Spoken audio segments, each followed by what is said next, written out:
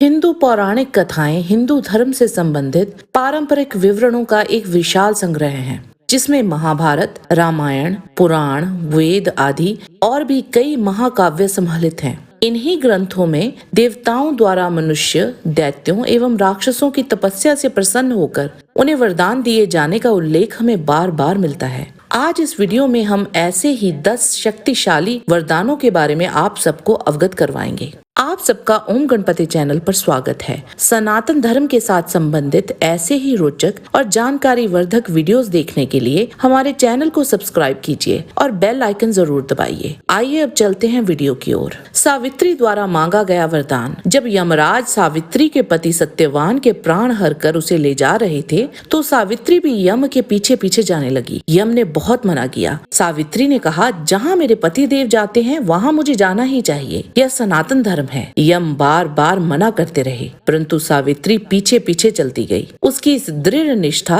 और पतिव्रत धर्म से प्रसन्न होकर यम ने सावित्री से वरदान मांगने को कहा। तब सावित्री ने अपने सास ससुर के लिए नेत्र, खोया हुआ राजपाट और 100 पुत्रों का वरदान मांगा। यमराज के तथास्तु कहने पर भी सावित्री उनके पीछे पीछे चलती रही। यमराज ने जब मुड़कर देखा कि सावित्री उनके पीछे पीछे चली आ रही है, तो वे बोले, मैंने कहा था कि सत्यवान के प्राण छोड़कर तुम मुझसे कुछ भी मांग लो और लौट जाओ। मैं तुम्हें वरदान दे चुका हूँ, फिर क्यों मेरे पीछे चली आ रही हो? सावित्री बोली कि आपने मुझे पुत्रवती होने का वरदान दिया है, परंतु बिना पति के मैं पुत्रवती कैसे होंगी? अंत में वरदान के अनुसार यमराज ने सावित्री के पति सत्यवान को जीवित कर दिया। सावित्री द्वारा मांगा गया यह वरदान चतुर वरदानों में से एक था। काल्यवन। काल्यवन के पिता शेषीरायण ऋषि त्रिगत राज्य के कुलगुरु थे। उन्होंने भगवान शिव की तपस्या की थी और शिवजी से ऐसा पुत्र मांगा था जिस पर सभी अस्त्र शस्त्र प्रभावहीन हो और युद्ध में उसे कोई भी पराजित न कर पाए। उसका वध श्री कृष्ण ने बड़ी ही चतुराई से करवाया था। जब काल्यवन और श्री कृष्ण का आमना सामना हुआ, तब कृष्ण एक कंदरा में चले गए, जहाँ मुचुकुंद निंद्रा आसन में था। मुचुकुंद को देवराज इंद्र का वरदान था कि जो भी व्यक्ति उसे निद्रा से जगाएगा, वह तब मुचुकुंद की दृष्टि पड़ते ही जलकर भस्म हो जाएगा। काल्यवन ने मुचुकुंद को श्री कृष्ण समझकर लात मारकर उठाया और क्रोधित मुचुकुंद की दृष्टि पड़ते ही वह वहीं भस्म हो गया। त्रिपुरासुरों का विचित्र वरदान। भगवान कार्तिकेय द्वारा तारकासुर का वध करने के बाद उसके तीनों पुत्रों ने देवताओं से बदला लेने का प्रण कर लिया। उन्होंने हजारों वर्षों तक अत्यंत दुष्कर तप करके ब्रह्मा जी को प्रसन्न किया। तीनों ने ब्रह्मा जी से अमरता का वरदान मांगा। ब्रह्मा जी ने उन्हें मना कर दिया और कहने लगे, कोई ऐसी शर्त रख लो जो अत्यंत कठिन हो, उस शर्त के पूरा होने पर ही तुम्हारी मृत्यु हो। तीनों ने खूब विचार कर ब्रह्मा जी से वरदान मांगा, हे प्रभु, आप हमारे लिए 3 पुरियों का निर्माण कर दें। और वे तीनों पुरियां जब अभिजीत नक्षत्र में एक पंक्ति में खड़ी हों और कोई क्रोध जित अत्यंत शांत अवस्था में असंभव रथ और असंभव बाण का सहारा लेकर हमें मारना चाहे, तब हमारी मृत्यु हो। ब्रह्मा जी ने कहा, तथास्तु। अंत में त्रिदेवों एवं अन्य देवों द्वारा वैसे ही रथ और बाण की व्यवस्था की गई और उपयुक्त समय आने पर वे तीनों का नाश हुआ। कश्यप ऋषि और दिति के पुत्र हिरण्यकश्यप ने ब्रह्मा जी की घोर तपस्या करके उनको प्रसन्न किया और अमरत्व का वरदान मांगा, लेकिन ब्रह्मा जी ने ऐसा वर देने से मना कर दिया। तब हिरण्यकश्यप ने मांगा था कि उसे कोई भी देव, असुर, गंधर्व, नर और पिशाच न मार पाए, कोई भी ऋषि उसे क्रोध में श्राप न दे पाए, किसी भी अस्त्र शस्त्र से उसकी मृत्यु न हो पाए, सूर्य, चंद्रमा, पवन, अग्नि, जल, नक्षत्र, दशों दिशाएं, अहंकार, क्रोध, वसावा आदि का स्वामी बन जाए। इस वरदान को पाकर वह अत्यंत शक्तिशाली हो गया और सभी लोकों पर विजय प्राप्त कर ली। अंत में महान भक्त प्रहलाद ने इनके यहाँ पुत्र के रूप में जन्म लिया और साक्षात नारायण को नरसिंह अवतार लेकर हिरण्यकश्यप का वध करना पड़ा।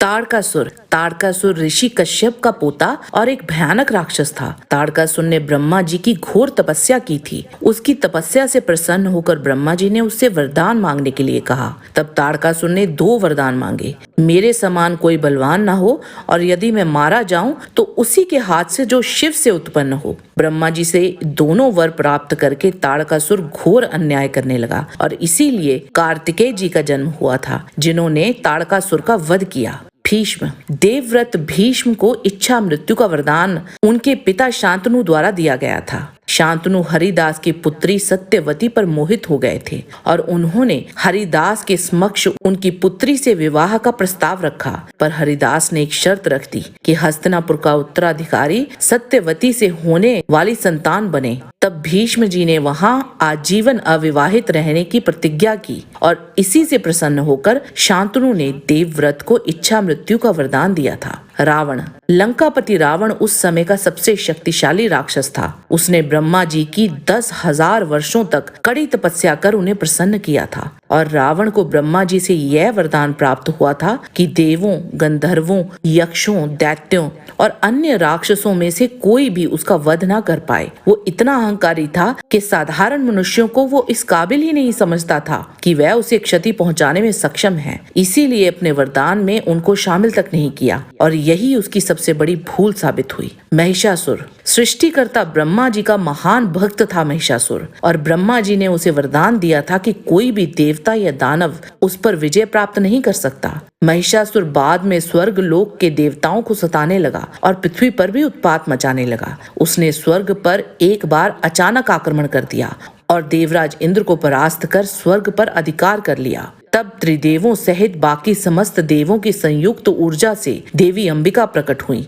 और समस्त देवों ने अपने आयुध भी देवी को दिए। अंततः देवी अंबिका ने महिषासुर का वध कर दिया। मेघनाद। रावण पुत्र मेघनाद को ब्रह्मा जी से यह वरदान प्राप्त हुआ था कि अगर वह देवी निकुंभिला का यज्ञ सफलता पूर्वक पूर्ण कर लेता है तो वह अजय हो जाएगा और तब उसका वध या उसको पराजित कर पाना असंभव था। इसके साथ ही यह भी कहा गया था कि अगर किसी ने वह यज्ञ भंग कर दिया तो वही व्यक्ति मेघनाद की मृत्यु का कारण भी बनेगा और उसका दूसरा वरदान उसे तामसी माया के रूप में भगवान शिव से मिला था। इसी तामसी माया को जब मेघनाद उपयोग में लाता था तब किसी भी असुर या राक्षस तो क्या, देवों को भी उसको भेद पाना कठिन हो जाता था और तब वह अदृश्य सा होकर शत्रुओं पर प्रहार करता था। हनुमान। हनुमान जी को ब्रह्मा जी से यह वरदान प्राप्त हुआ था कि किसी भी अस्त्र शस्त्र से उनकी मृत्यु नहीं हो सकती। इंद्रदेव ने उन्हें इच्छा से मृत्यु का वरदान दिया था। प्रभु राम और माता सीता ने उन्हें चिरंजीवी होने का वरदान दिया था। वरुण देव ने उन्हें समुद्र से रक्षा का वरदान दिया था। माता सीता ने उन्हें वरदान दिया था कि वे अष्ट सिद्धियों और नव निधियों को अपनी इच्छा से किसी को भी दे सकते हैं